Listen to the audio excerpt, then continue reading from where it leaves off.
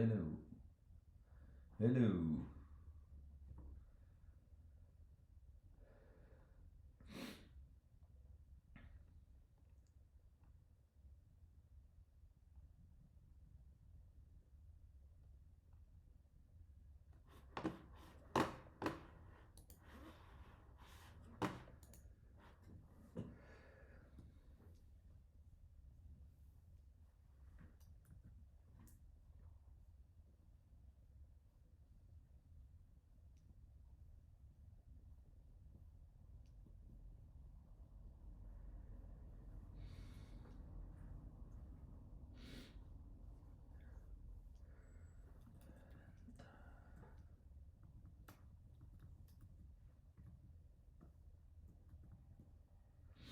Oh, no way.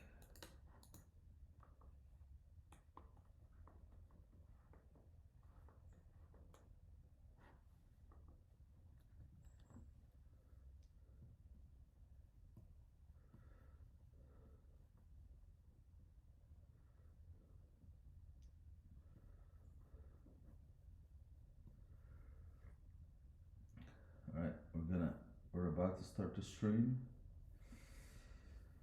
And, oh shit, I'm on the wrong layer.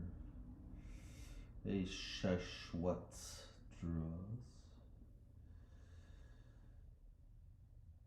Oh, why did I do that?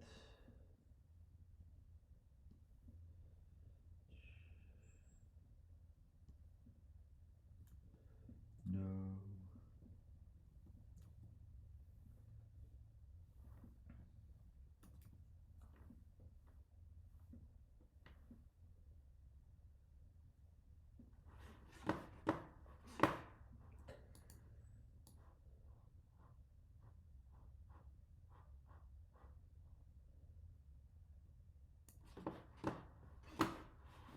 Yeah.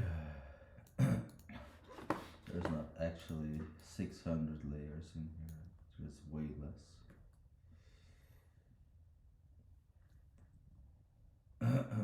Hey, Gurpreet. Right, I gotta do something.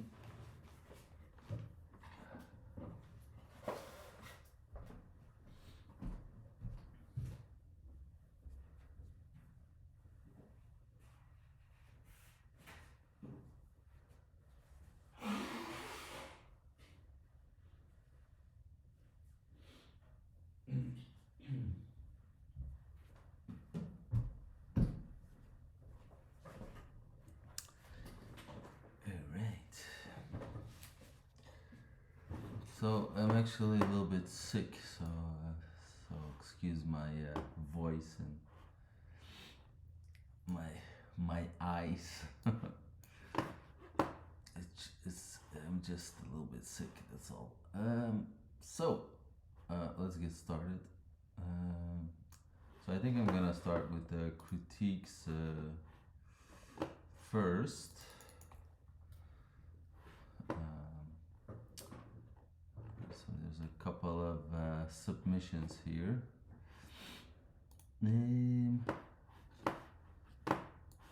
Let's start out with this one from Leorn. So the critiques will be. It's not gonna be a full critique. Take about 10 minutes each.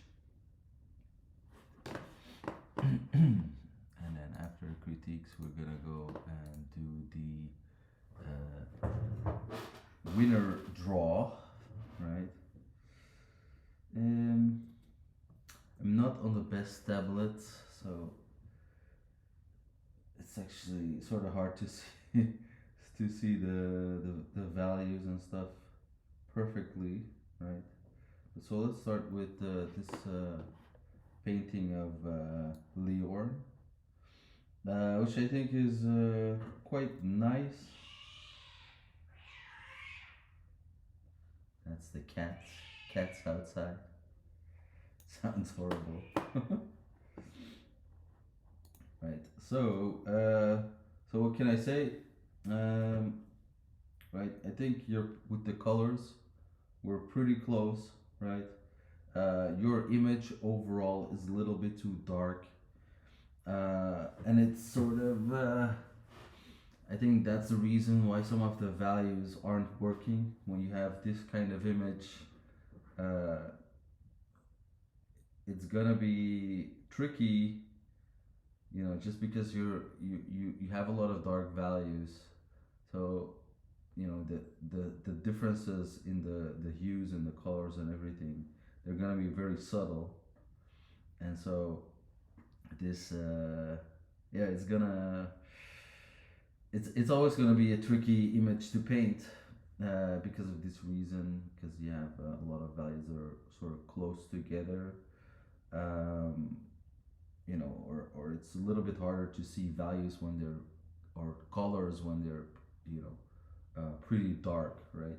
So I think overall, you know, this entire section where the light is a little bit too dark in general, right? So when I look at this eyebrow, for example, right? I can see some sort of, like reddish tones. Hey, Leon. Oh, did you hear anything? I can just restart basically, right? No, I was saying that overall your image is a little bit too, your colors are a little bit too dark, especially as we go to this side of the face, right? So, for example, in the eyebrow here, right? When I look here, I can really feel some sort of reddish tones in there, right? And so that stuff is sort of missing here, as well as, for example, here in on the shadow side, or on this side of the nose. So the shadow of the nose is basically just this little part here, I think, right? And maybe in here, it's a little bit hard to see what is shadow and what is not. I mean, we have some multiple light sources, so it can be a lot of things, right? You can, I don't know, like it's a studio setting, so it's not often super clear where all the light is coming from, right? So yeah, same thing here in the chin. There is some more reddish tones, while you're sort of less saturated. I think those little decisions is what makes, sort of puts the colors a little bit off in your case, right? There's also, sort of the,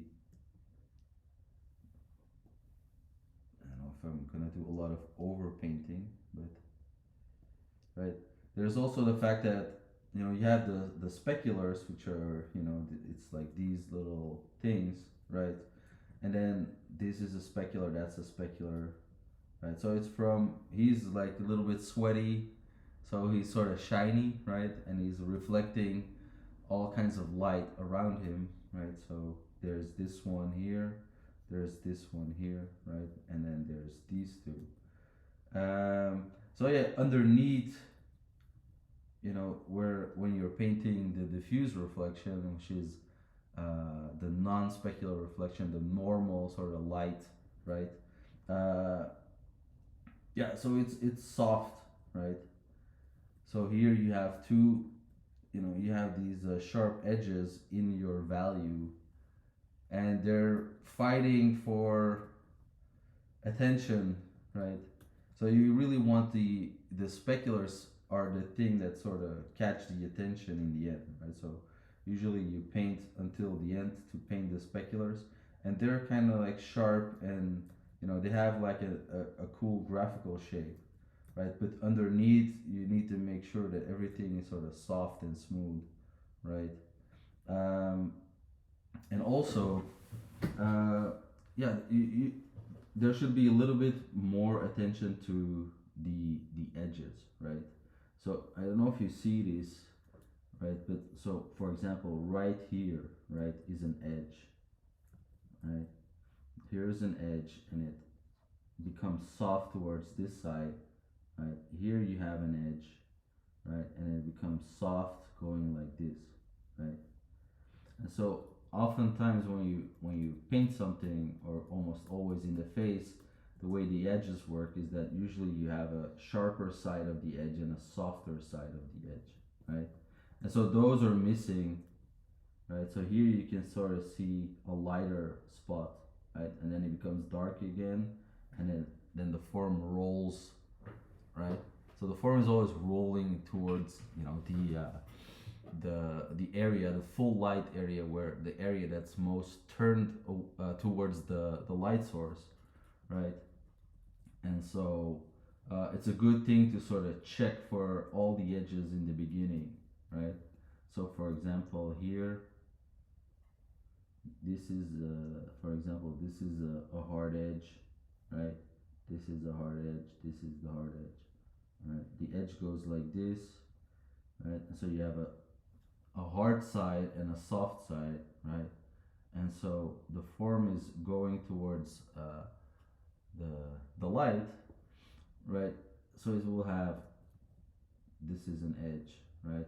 So every time you have hard, soft transition, hard edge, soft transition, hard edge, soft transition, hard edge, soft transition, right? So that sort of that kind of thing is sort of missing here, right? So here you can sort of put a little bit more value, right? And then you go soft, and then you go hard, you know, towards that hard edge again. And this is a way to add detail, uh, so that, yeah, you know, it's gonna look better if you already have some of these edges in place. So yeah, as I continue over the forehead here, right, I feel this is sort of okay, but you can see, you know, from this edge here, there's a smooth transition, right? There's sort of two colors there. There's this one and that one, right? So it's sort of a more saturated color here, right? And so these sort of bands, that's sort of what you gotta be looking for, right? So this, all of this is sort of here, right? And then this one goes all the way up to here. And so you don't really have uh, this nice sort of bands of color that sort of, sorry, follow each other. Um, and then on the other side here, now what seems to be missing is this sort of more greenish gray, right? So you have this edge light that's coming from somewhere, right? That really is the thing that sort of you know, like makes his silhouette, right? So that would be there. Uh, right. So and as we go along here, yeah, it's true that it does go a little bit darker, right? But I think you go a little bit too much, you know, a little bit too much value difference. Like sometimes it's so subtle, you have this patch of darker value, but if you make it a little bit too dark, it's gonna feel like there's like a hole in his, you know, the dent here that you have just feels a lot stronger. Probably because you made, not because this value feels almost correct, but I think this value is a little bit too light, right? Making his right. So you have to sort of see every time you make something darker, right? So the more a plane is turned towards the light, it's gonna be lighter, right? So anytime you make something darker, basically you're changing the form, right? So you can't really do anything wrong with painting. You're just not painting what you were expected to paint, right? So this guy's forehead. If I would look at his, you know, if this is his nose, right, and that's his forehead, this forehead will do, you know, like this, right? But because you painted it like that, your forehead sort of does like that, right?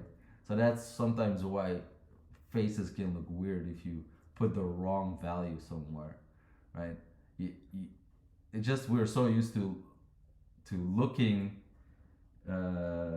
Yeah, I guess I don't see him. He could be having some. Yeah, exactly. Could be some dirt, of course, right? But yeah, so doesn't matter too much.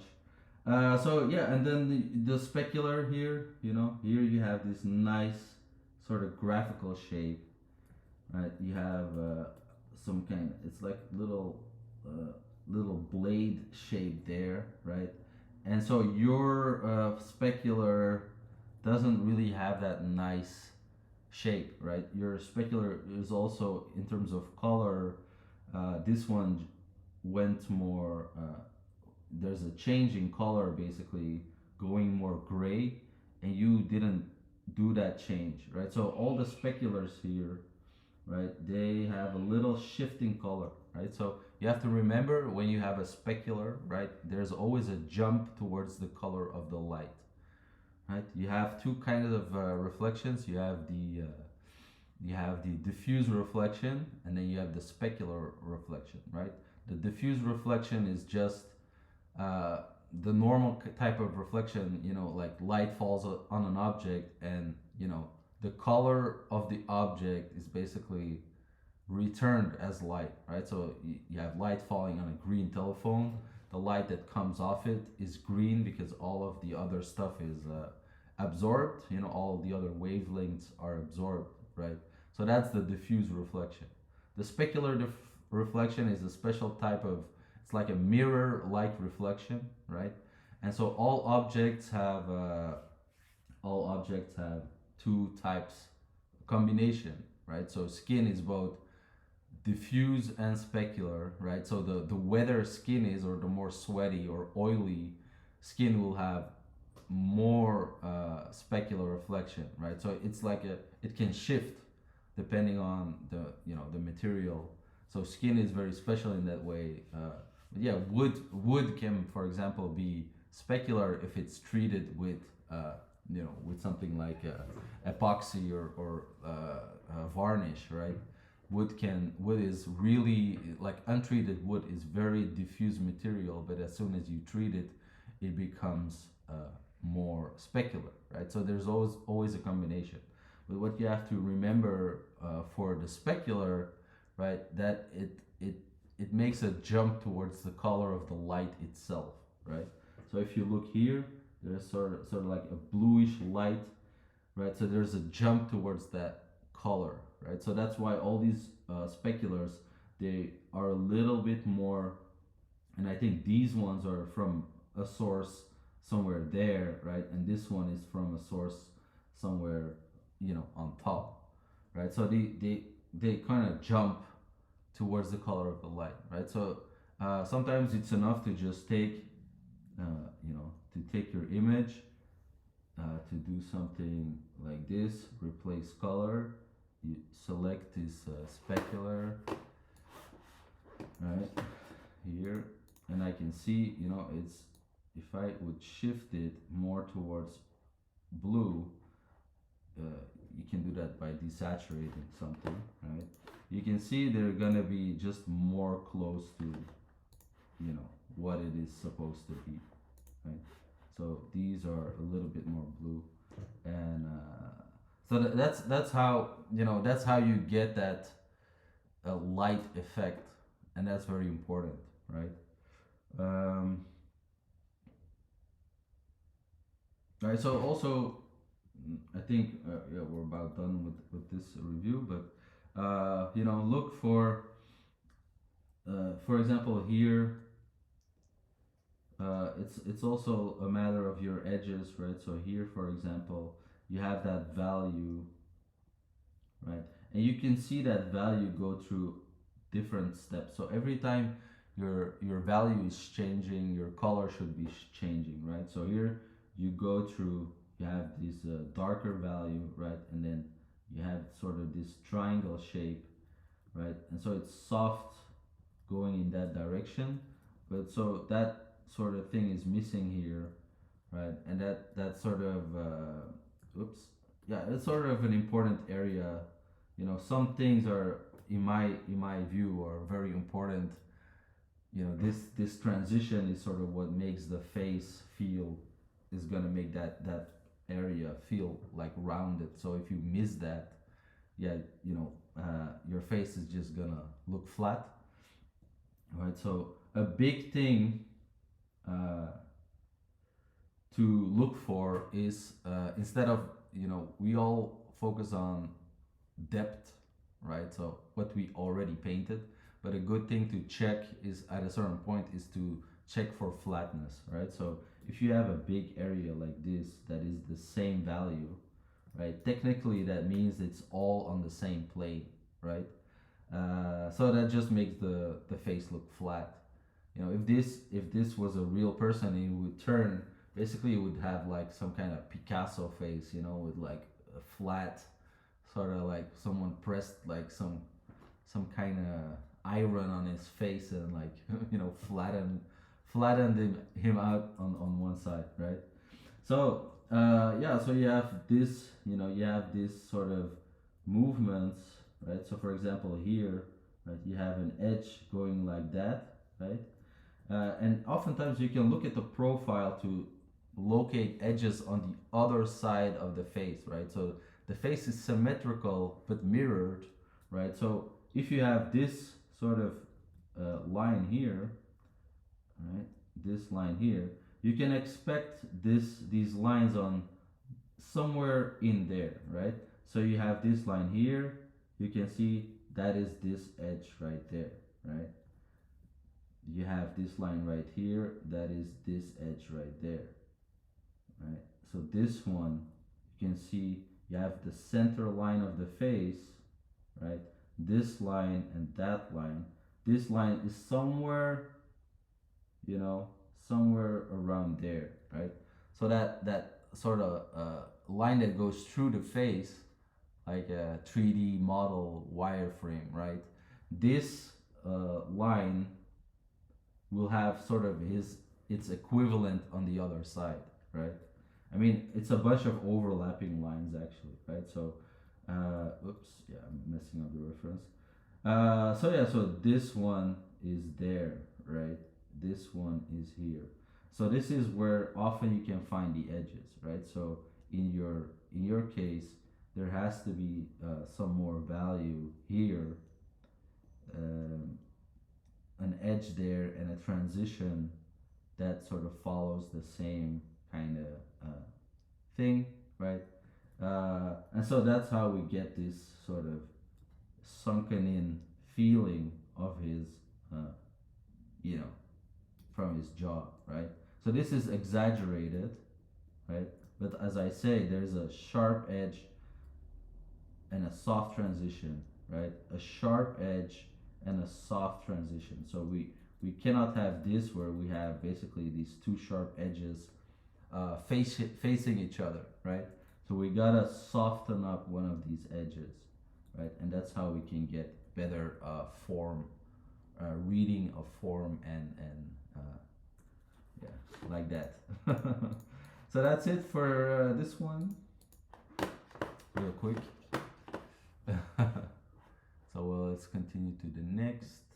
Thank you for your hard work. Now, who's next here? I forgot what you. I didn't really read what you typed there. Where am I? I'm on a really small screen at the moment because I'm testing a tablet out. Let me read that for a second. And didn't use a grid. That's good.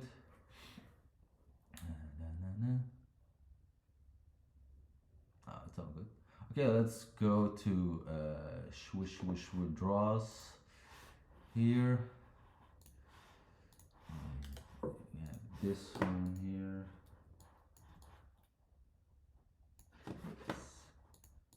And then this is the reference image. Alright.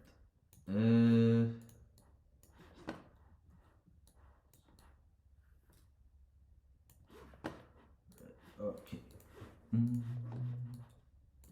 So I don't know if you are here, but you can check out the review on the stream when I post it, right? So I think here overall we gotta be looking for the colors a lot longer, right?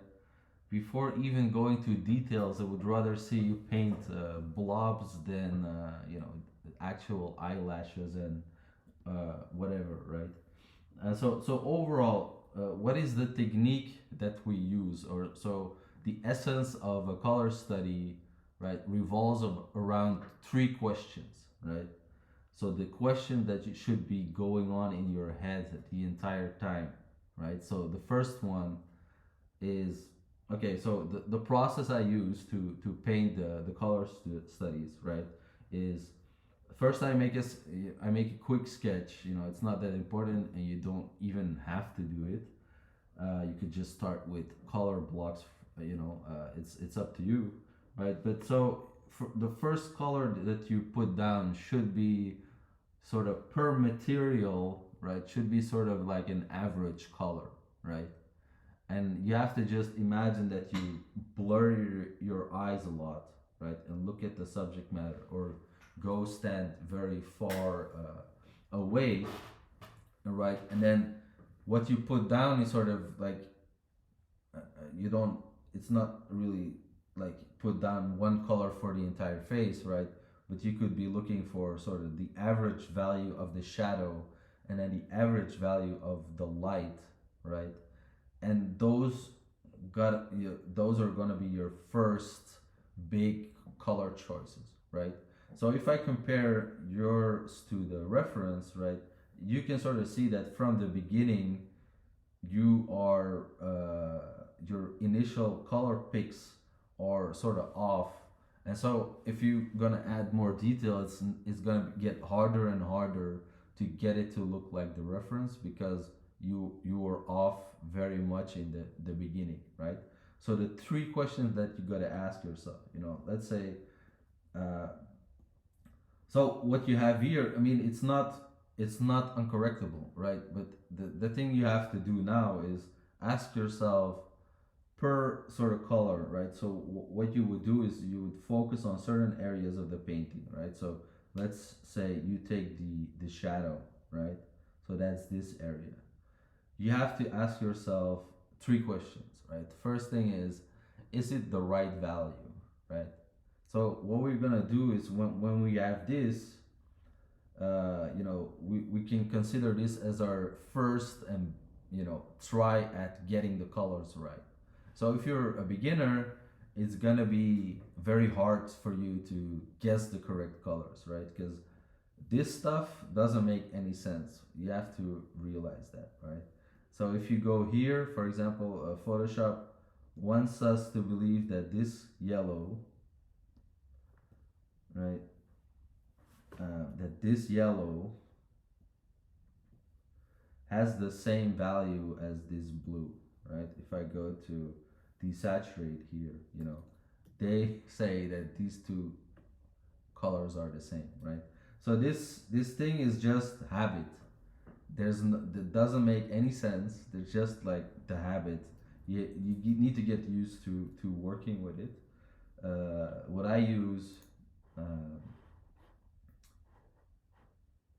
uh, yeah, I sometimes use this color picker called the Magic Picker, which has some kind of different color systems, which is a little bit better, right? But so anyway, right? So when you have your initial colors down, right, you have to start a process of basically you're trying to inch towards the correct color, right? And it might take one try or two tries or 10 tries, right? So the more beginner you are, the more time it might take for you to get to the right color, right?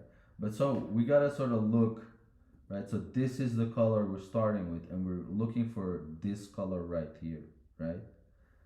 Uh, or sort of the overall, value. Um, so you ask yourself three questions. First is it the right value, right? So I would say no, it is too light, right? So sometimes if something is too hard to see as a beginner, what something you can do is just pick the color and paint it, right? And you're like, oh, whoa, I'm this far off, right?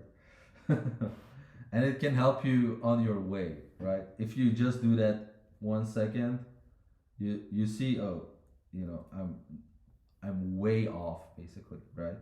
And so with this in the back of your mind, it's not cheating, you know, you're just checking, right? And so now you have definite proof, yeah, you know, all this stuff is too light. I know this by just looking at the painting, right? So what's happening basically is you're not dividing your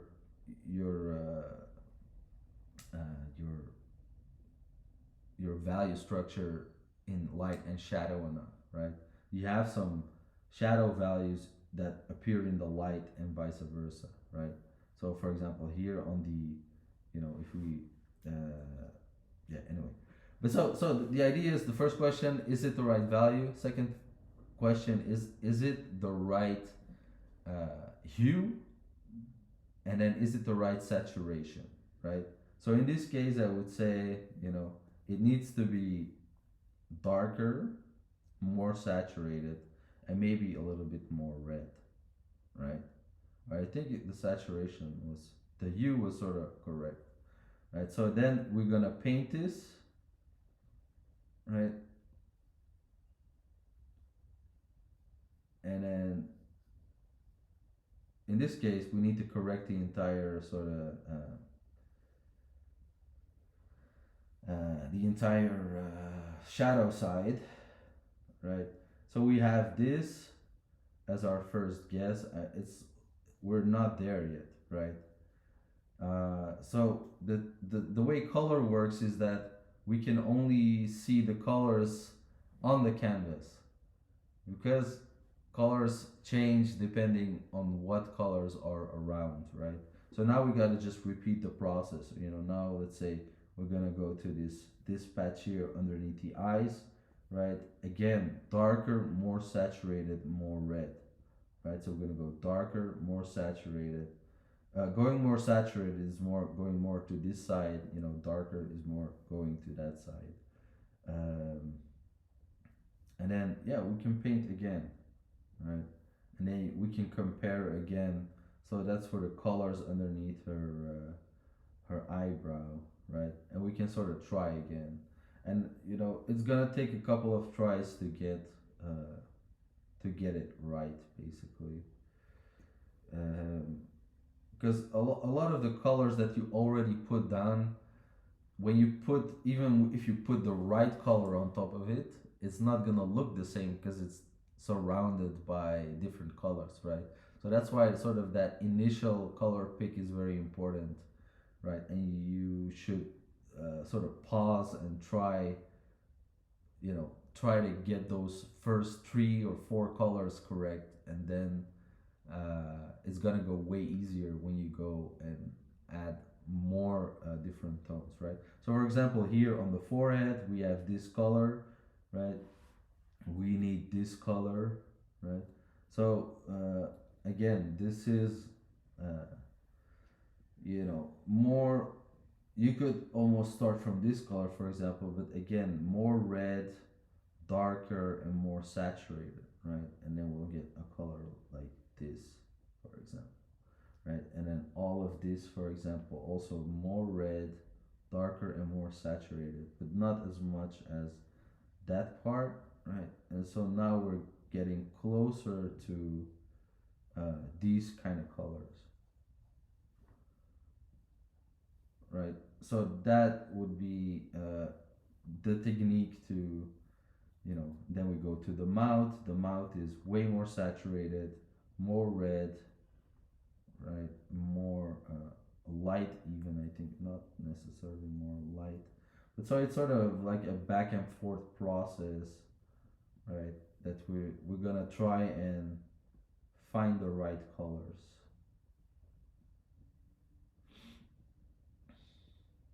You could even just like remove, you know, remove any type of detail and try to paint it like this a little bit, right? So let's say, for example, move on to the hair, right? We have a sort of dark color and then it moves through a way more saturated color, and that often happens. You know, the midtones are often more saturated, right? Why is this? imagine if you're making something lighter, right? When something becomes lighter, you add the color of the light, right? So let's say something is a local color, right? When you add white, things become less saturated, right? So let's say this is the color of our light, something like that, some kind of off white, bluish sort of white, right? So we're adding that to the local color, and when something becomes lighter, if you add white, it will become less saturated, right? So that's why often the midtones the have the most local color, right? So if you so people often sort of misjudge those, and they're way too desaturated, right? And then they add more white, and then your colors just become really flat, right? So when you look at her hair, she has very sort of orange, very bright orange hair. What we need to do here is move more towards the saturated parts, right? And that is that sort of in between tone that we see before it moves towards black, basically, right? And it's even more than I'm doing right now, but, right? So now, let's say you zoom out, we can go through the process again, right? Now we're a little bit closer to what it's supposed to be, right? But now we can do this again. This needs to be more red, right? And that's something we can try. And if I do this, now it starts to feel like what's on the reference image, right? And so that would be the process to repeat, um, and something for you to try.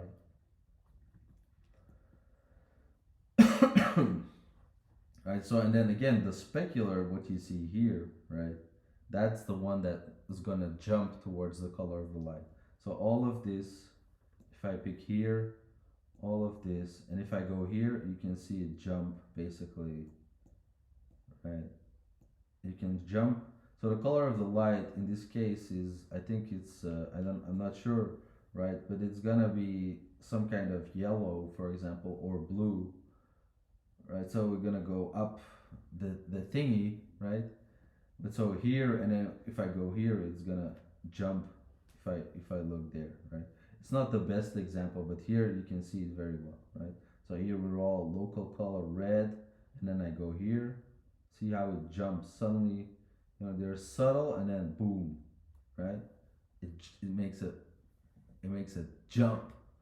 I feel scary to go too saturated or dark. It's not scary. It's a piece of paper. It's not scary. Bears are scary, tigers, crocodiles, this kind of stuff. Drawing is not scary. You can just fuck around, nobody will see it's on your computer. Just say. But no, I get what you say. It's you oftentimes you draw something, you don't want to ruin your piece, right? But it helps. It helps when you stick longer in this stage where there's no detail. As soon as you add detail, you're gonna feel like, oh, I'm too scared to mess up, right? So stay a little longer in a stage where nothing matters, where you're just painting a couple of blobs, you haven't painted any detail, right? And then go back, and when you're happy with the colors, you go in and you try to add the detail, and then you're just gonna be in a way better place. You're not gonna have to go back, right? So that would be my advice on that. Without, sorry if I was too cheeky there. Let's see. Let's go to the next one. Where are we at? So now we have Waniram. So yeah, so in these I might repeat the same kind of things again because that's really the essence of painting, right? So here I would say don't paint on a white background. If this is your reference image, definitely paint on this because it's just gonna be too hard to see the colors, right? Because everything is basically surrounded by this pink. Um, it's just gonna be hard to tell if you're making oops if you're what's happening if you're making the right color choices, right? Because all the colors are going to be affected um, by all that pink, right? So put the pink down and then start the process, the thing that I explained to you, right? So this is your first try, or maybe it's possible that you already spent 50 hours on this. I don't know, right? But so instantly we can see what's when we add the pink, there's also a gradient on the pink that's sort of subtle. Oops.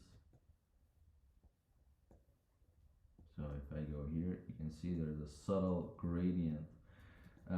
Light, when light is all about gradients, it's all about transitions. The further you go away from a light source, it could be a bounce light or whatever, right? The weaker the light source will become, right? So if you see a guy like Craig Mullins paint a background, he standards puts in a gradient. He's not gonna paint on a completely flat surface. I mean, stylistically, it's all up to you, of course. I'm not saying you have to paint 100% realistic, right? But so with this pink in place, we can start the process of sort of, um, fixing our color, right? So the first thing I notice is that, all of this, you know, it's true that there is a little bit, you can see this reddish, uh, bounce light or secondary light in the shadow, right? But so yeah, all of this is way too light, right? So again, you go through the process, you go, you keep looking back and forth, right? You go this color compared to this, so is it the right value? I would say it needs to be darker. Is it the right hue? Probably pretty close, maybe a little bit more red. And then is it the right saturation? The answer is no, it needs to be way more saturated, right? So again, we have the color, right? We're gonna go darker, way more saturated, right? And then we're gonna try and paint that and see what it looks like, right? And that's gonna be our starter value, right? So all of this too, right? When you have the shadow is often in the shadow. The values are often very close together. Um, aside from maybe the ambient occlusion that happens, inside the ear here, right? But if you take this image and you put like a threshold filter on it, you can see this shadow shape taking place, right? So all of this is sort of very close together. Uh, and so yeah, we continue. So basically, after this, we're gonna continue and paint and try and fix the other colors, right? But so now, for example, we see that this here is actually way less. Uh, compare this to that, this is way more pink color, more close to the background, right? And in your case, you have it just sort of the same color as on the face, right? So it's helpful to compare different parts of your painting with each other, right? So you have sort of you look at here. That's sort of the first thing you should be doing is sort of analyze what you're looking at, right? and so analyze where the darkest parts are, where the lightest parts are, and compare certain stuff with each other, right? So here, for example, we have a very bright jacket, right? So the jacket has the lightest value, and then the skin, right? It needs to get closer, little darker. So right now, this value and that value is too close together, right? So per material, we need to sort of draw this stuff so every all the material looks like itself, right? So, but again, this sort of can be solved by just asking these questions and going through the process, right? So now this one, it's too dark, not saturated, too light, not saturated enough, right? So I'm gonna pick this color somewhere around here, right? And so if I paint this, what's going to happen is because I'm painting it, I have a darker value.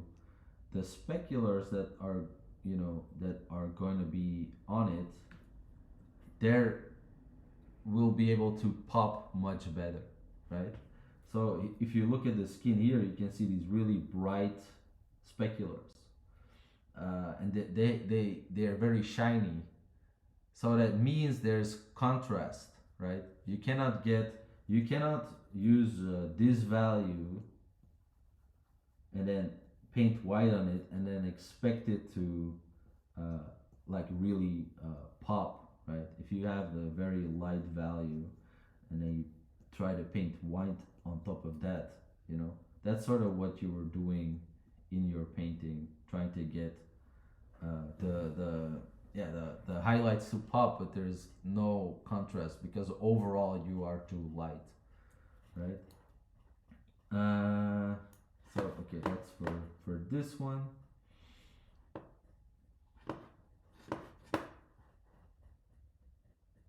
And where are we? Oh, here. Okay.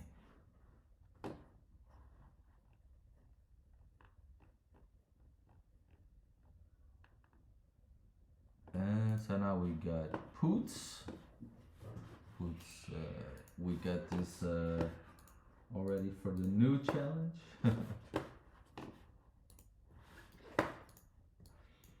So I think this image is really nice stylistically, um, right? But I think the colors. I think there's a kind of lack of more. The colors are a little bit too subtle. The color changes, right? Especially on the hair. What you need to be careful for is that you are rendering every material towards the same color, right? Uh, so you know it's true the speculars will have sort of the same kind of feeling, right? But it's gonna be different for every kind of material, right? So um, basically what you're saying is you have the material of the hair, and then the specular will be, oh shit, oh no, yeah, okay, we're back, right? You're saying the specular is gonna be this. If you paint skin, right, the specular is gonna be the same kind of color, right? So you have to see that every type of material has its own sort of specularity, right? So hair is gonna be a lot less specular than, for example, skin, right? And the eye, for example, is gonna be way more specular because it's like so glazy, right? So you might put a way brighter specular, oops, on the eye, for example, right? Um, yeah. So in this case, I feel you have a sort of a warm light source, right? So I would expect sort of more warmth in the overall piece. I'm not sure if whatever I'm gonna do is gonna be working, uh, but I'm just gonna try. Using an overlay layer, I'm just gonna add some more warmth to the piece because you're working with a warm light source, right? So what this is going to do is I'm going to create uh, contrast between the shadow overall value temperature and the light temperature, right? So I using an overlay layer with some kind of a color that I picked from the scene, and I'm just painting on top of it, basically warming up the colors uh, in general, right? So if you have yellow speculars, that means the light color is a very warm color, right? And that's also going to affect all the colors, right? And now because I warmed up the light part, the shadow part feels more cool, right? So that way, I could have also gone the other way around and uh, make the shadow, for example, more blue, right? If I take a soft light layer and then paint the shadows, right? But that's just not gonna work the same way, I feel, in this case. Go. I don't want to be changing the value. Let me take an overlay and take some kind of gray value. So if I do this, it doesn't really feel correct. Right. So now I'm also cooling cooling down the shadow part, right? But it does feel better, right? If you do this compared to that, you get more contrast, right? More color contrast. But so I think in this case, this is the better approach. You could even play with both a little bit, right? And I think this is sort of better. So that would be, I think, the critique here. So yeah, this specular doesn't shouldn't be blue. It should also be yellow, I think. Um,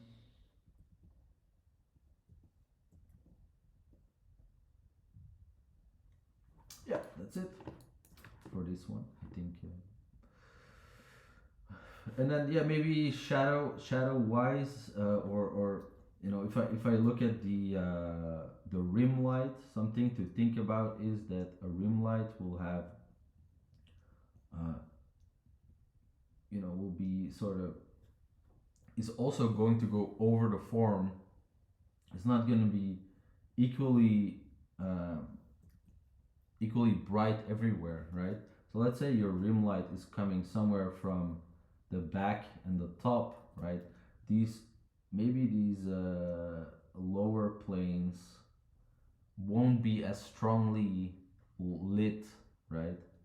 So in the rim lights itself, you can sort of play with the strength of the rim light, right? So as the form turns away, the same thing is going to happen, right? Light always reacts the same way, right? So you have certain planes that will be hit by the light, right? And as the form turns away, right, the light will become less strong, right? So you're gonna go from depending on the value on the positioning towards the light source, right? You gotta change up the strength of the rim light, right? So let's see. Now you have two kind of colors. You can see in the colors too. It's not just turning more gray, right? It's just changing. There's always color changes going on, right? You don't want it to just become more gray. Yeah, and then in where there's like important parts, you wanna really make sure that stuff looks good, right? So in here on the edge, this sort of rim light is gonna be very important to to make everything read very well, right? So if you sort of messy like you are here, it's just not gonna read very well, right? So around this area, we want to take care of that everything is readable. You don't want to be, yeah, uh, messy when you're painting the features, because that's automatically what people will look at.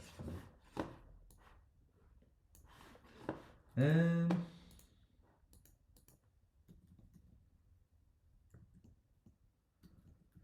that being said, I don't think I necessarily painted it the best.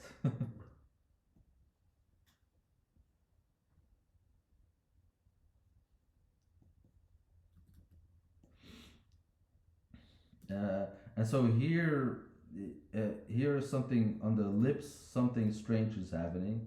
You're giving shadow to your shadow, right?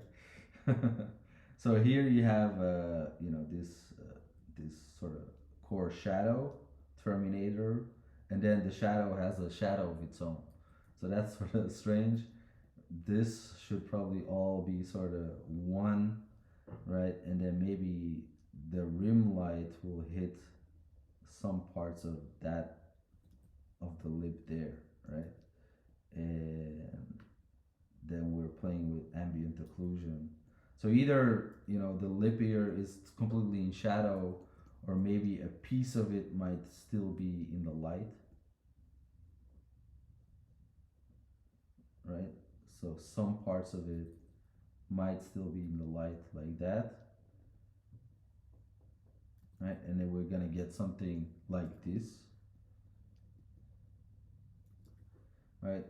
So it sort of depends on how fleshy the lips are, right? You have the more Caucasian lips where they're very thin and sharp. I mean, I'm thinking there's both types. There's also Caucasians with thicker lips, right? But so you have lips that go like this, right?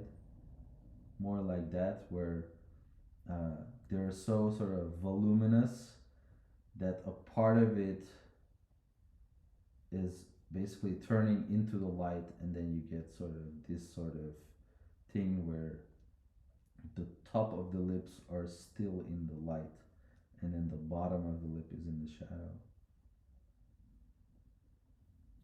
right? So that's something you could play with here.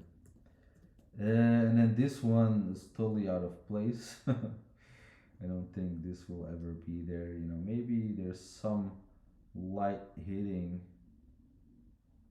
you know, like that or something. But yeah, that's part of the rendering of the shadow side. So yeah, that's it. That would be the critique. So this the before, the after. There we go. Oh yeah, and then probably around here would be some the hair, right? Would be, since there's a cast shadow there. Part of that hair has to be in shadow, right?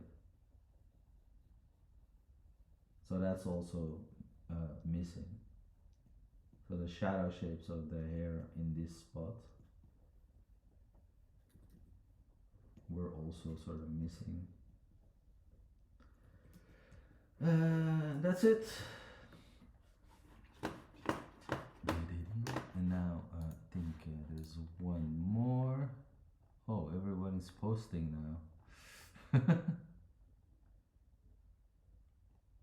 Oh no, there's people posting critique. Okay, it's funny. Alright.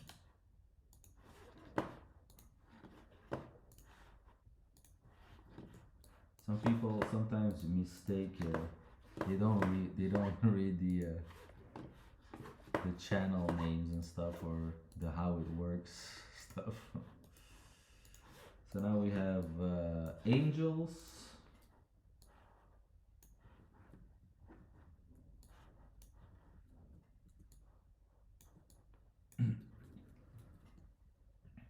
Okay. Very nice.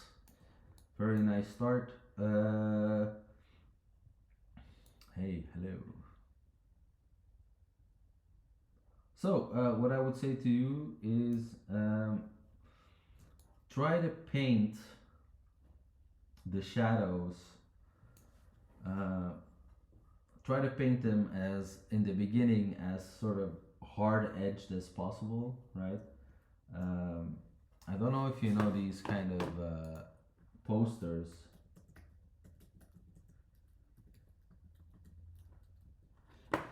right? So if you, we all probably know this poster or seen it somewhere in our lives, right? So this is I think it's probably from Andy Warhol or something, or I don't know who made the first poster. But there's plenty of similar types of posters. Basically, what this says is that all the information about a person's likeliness, right? So that comes from this photograph,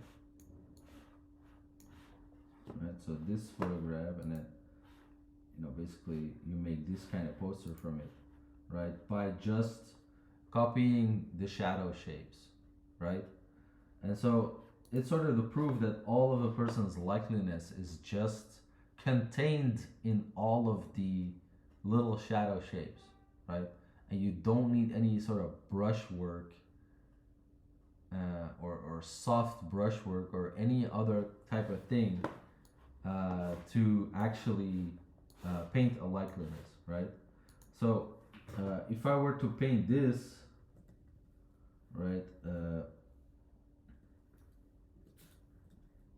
So the thing that that you can sort of do is, yeah, you might start out with a base tone for the light color, right? So the first thing you're sort of trying to capture is just the base tone of the light, the average tone of the light, and the average tone of the value, right? That could be a way to start your painting, right? So in this case, you're like just painting like this, right? And then you're gonna pick a value for the shadow, right? And then you're just gonna try and paint the shadow, but as uh, sort of hard edged as you can, right? It's way easier to soften stuff up than to um, sharpen stuff. Does that make sense? Right? Because when you blur something, you're creating all these new values, right? And so what I am doing is I am painting this in a way that I only have two values, right? So let's say I paint this like that, right? And you're sort of painting this poster like I just showed you, right? And I'm just making it a little bit simpler, not because there's not a lot of shadow in here, but I'm painting some shadow anyway, right? But just to be a little bit more demonstrative, right? So now when we have this, right, we can look for areas in the shadow that are, for example, uh, sharper or softer, right? So here on the forehead, the transition is slower than, for example, here on the cheek, right? So we can go find a new color, right, and then paint the transition value, right, and then make this softer, for example, softer than that, right? But you can see it's easy for me to soften these shapes by painting new colors, right? Than it is to, you know. So here, for example, all this sort of stuff is, uh, you know, already a little bit too soft, right? And also, the problem you have here is, see, when I start the solid shapes like this, right? I have basically a much better way to keep, the my value structure in the beginning is already feels already very solid, right? I don't have any. I have very clean attached. All the shadow shapes, they're sort of attached to each other, right? They all sort of form one nice consistent shape, right? So almost always you'll have a shadow shapes, right? That have like a nice, they're all sort of attached to each other, right? And so that's what we're looking for. And if I go back to your piece, right, we can see that that's sort of missing, right? So you have like very light values here, you have these messy values there, right? And that just comes from way too much brush work, right? What you got to do is just take this value and be way less scared, and just like make this into a solid value, basically, right? And then it's gonna be way easier to paint the detail, right? So I try to practice this a little bit. If I go to, for example,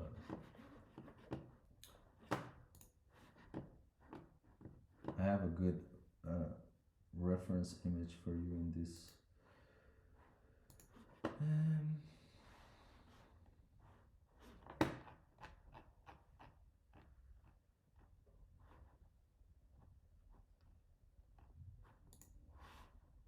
Right, so this is what you can try to do. Right, so step one is with one value you paint the shadow shapes, right? And then with two more values you try to paint the rest of the values. Right, this is the most important part, that you get all of the shadow shapes correct first, right? And then you can start to model the lights and add more values. That's it.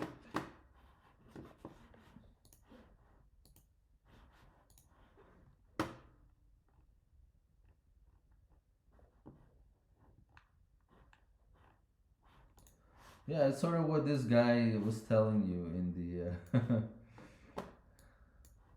what this guy was telling you here, right? So it's kind of the same thing. We're looking for the shadow shapes, right? And then basically softening certain parts of it, and then we're gonna add tones to the light and work our way through all of the different values.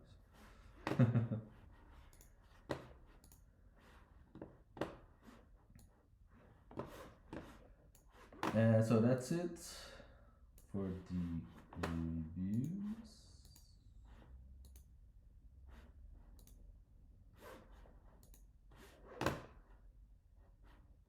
So let's draw the winner, right? Are there more people? No, no more people in the completion check.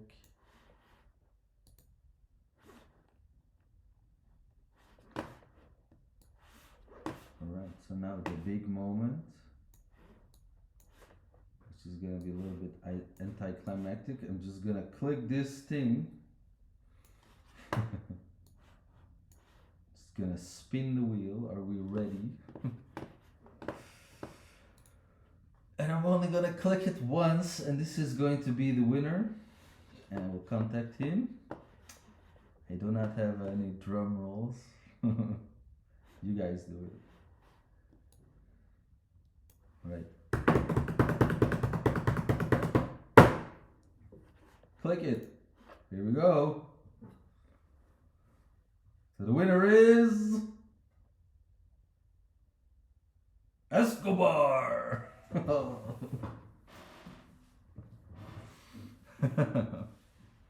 Cool. So Escobar wins. What was it? $150. So the $150 is not my money. It's the Patreon money. It's your money, right? It's on my bank account right now, but I'm gonna give it to Escobar. Let's check him out. Let's check him out.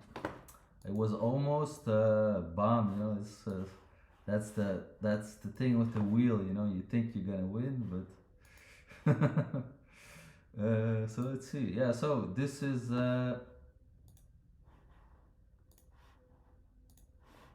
let's see, Escobar. He didn't post a compilation. That's not necessary.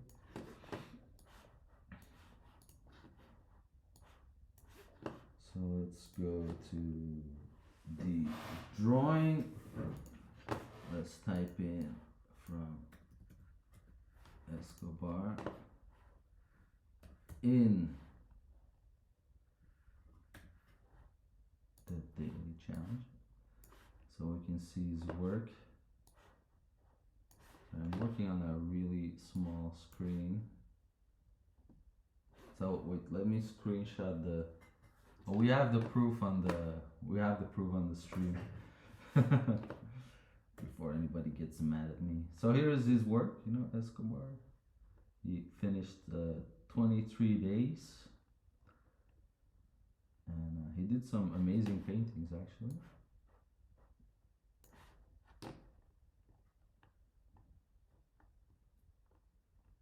I like his sort of color use. He's sort of pushing some colors.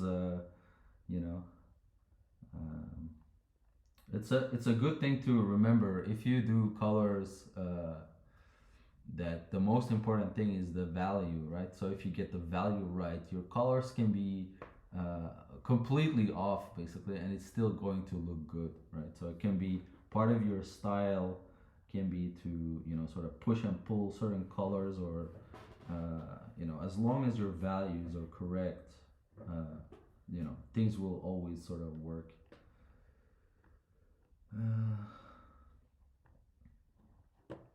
So yeah, cool stuff.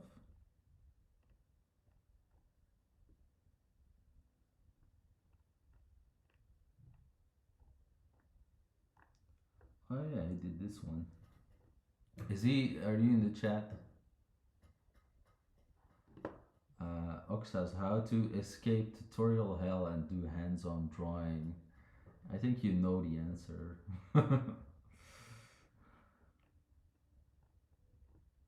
The answer is to do the daily challenge. Look, it's better to do one tutorial and to do 1,000 drawings than it is to do 1,000 tutorials and one drawing. You know, there's TikTok kids from 16 that have never read any tutorial that probably draw circles around me because they're just copying some manga or something, you know. Just it's the fact that they're addicted to it, you know, and that they love doing it. It's what makes them do it more and more, and that's how you get better. Um, you know, at a certain point, yeah, you need good information, right? Uh, and you need you could, for example, follow you know, follow my creative character course, and we'll, you know, you'll receive a lot of good information, and with that information, but I mean, it can be other sources too, you know, it doesn't need to be my course.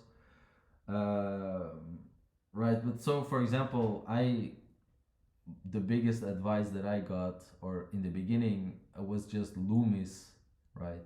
So I had just one book, Loomis, and then I was like, oh, this is how you draw faces, and I just practiced this over and over, and didn't, you know, I thought, yeah, this is a good way to do it, so I just worked with that, and it's not, I didn't like go out and look for more like tutorials, you know.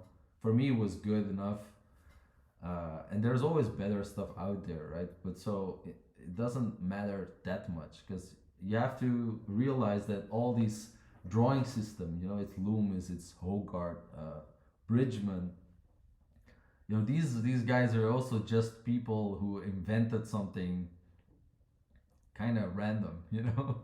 They're like, okay, this is how I do it, and they formed it into a system by themselves. But yeah, in the end, the only thing that matters is the image that you that you get, right? So it needs to look good, and that's the most important thing. uh, so for example, the way I feel I got better is by having a sketchbook, and just basically trying to make an image every day, trying to fill a page of this sketchbook every day. uh, and I always went from try to do like a full value range. So rather than just sketching, I would try to do a finished, sort of what we're doing with the daily challenge right now, is to do a finished drawing from imagination with a full value range, right? And just the fact that that's such a difficult exercise, and you sort of, yeah, plow through that. You sort of struggle through that for many years, things become easier. Uh, and I mean, they never become really easy because you know, it's like with cycling. They say you it doesn't get easier. You only become faster. It's sort of the same with drawing. That it doesn't really become easier. You just make better work. So it's something you have to accept. You have to sort of accept that the fact that you're never really going to feel at ease making something, uh, and that's yeah. I think that's it. So yeah, Escobar, congratulations. Yeah, you can see the improvement, right? Yeah, I agree.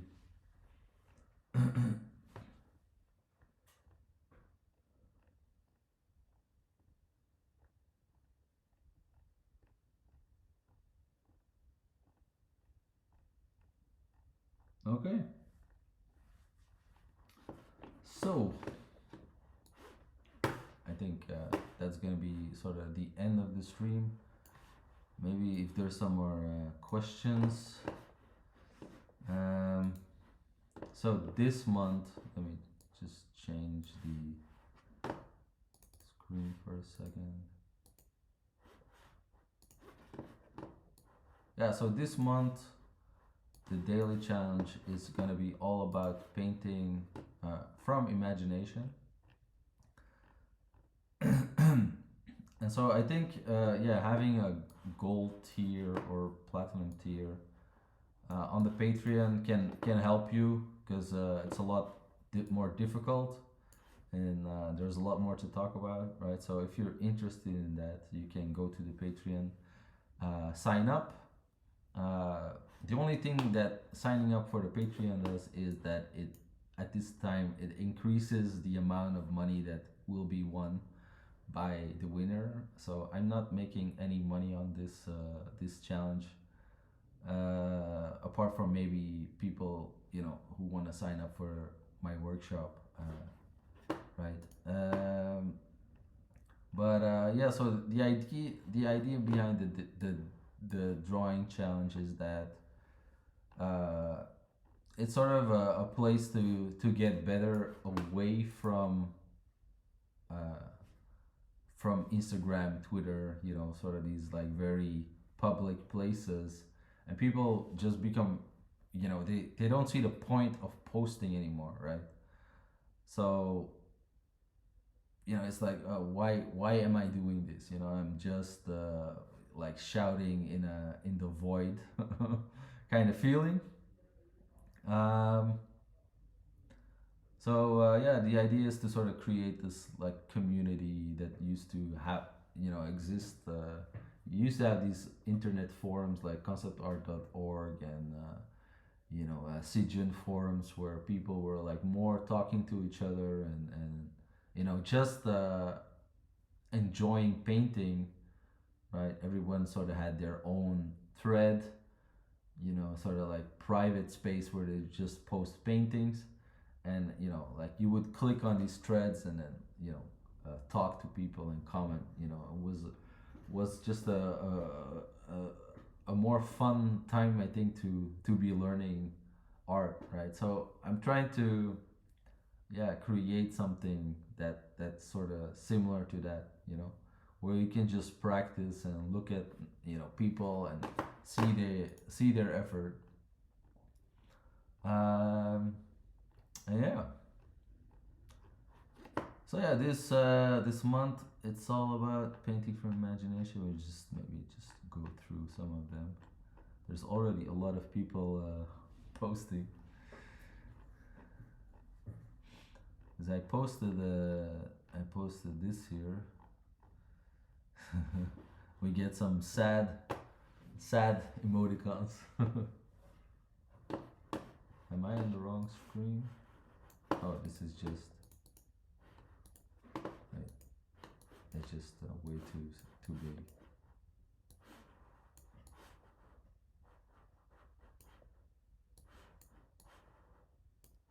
There we go. Now we can see it, right? Says one colored portrait from imagination per day, and we already got some nice submissions. I appreciate the existence of the challenge. Posting on social media for me is the equivalent of having stage fright nowadays. It's not helping me much. No, it's true. Also, nobody looks at stuff. Or the algorithm doesn't show your work to anyone, basically, if you don't have like a really big account, which used to be sort of different.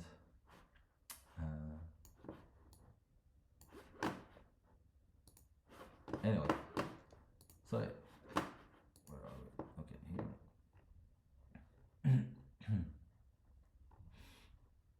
So yeah, you can do the challenge in traditional, using markers, for example, or digital. It doesn't really matter.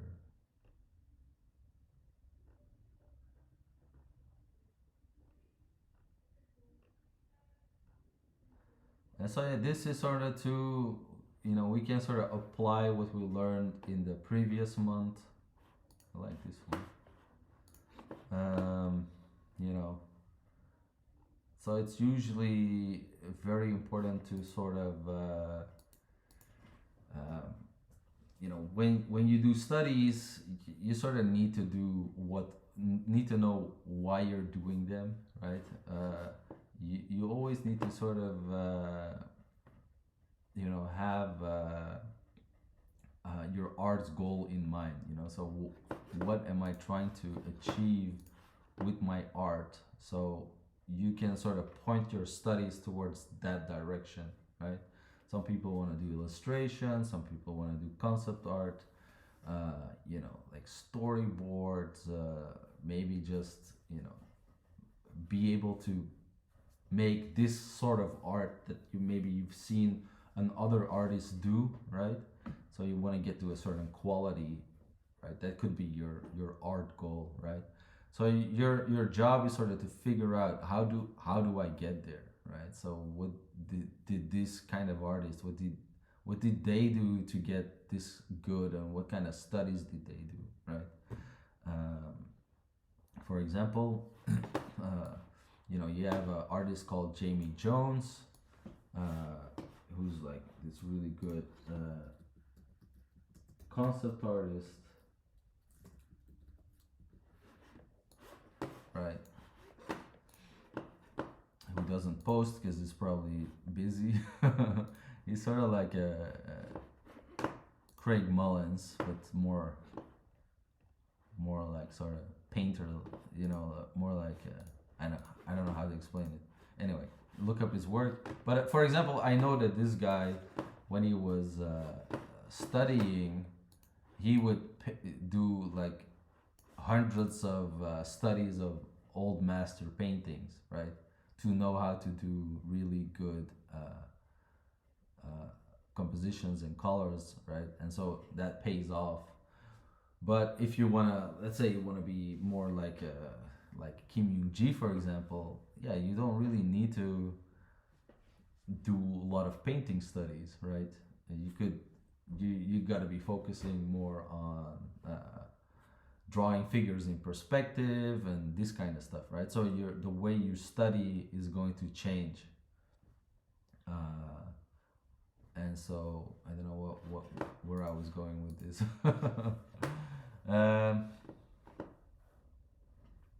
so yeah, for some people, maybe doing faces from imagination might not be that useful. Let's say you want to just be a fine artist who paints flowers. It's not it's maybe not the most important thing for you, but you're still gonna learn a lot. You know, faces are very hard to paint, and if you are able to paint faces, you're probably gonna be able to paint everything. Same with hands. You know, if you are able to draw hands very well, that kind of skill is gonna transfer over to all other kinds of subjects. Well, this one's cool. This one's cool too, right? Scary. It's like not detailed, but you can really see the like imagine like encountering this in a dark, scary night in your house.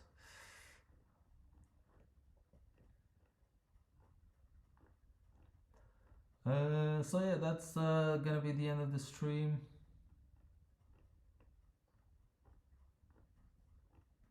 So many.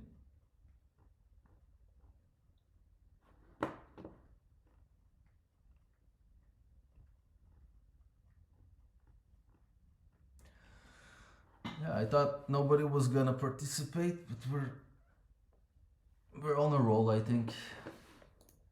So yeah, congrats to Escobar. Thanks to you for all the hard work you did on the first challenge. Right, we're gonna be doing this all year, um, hopefully.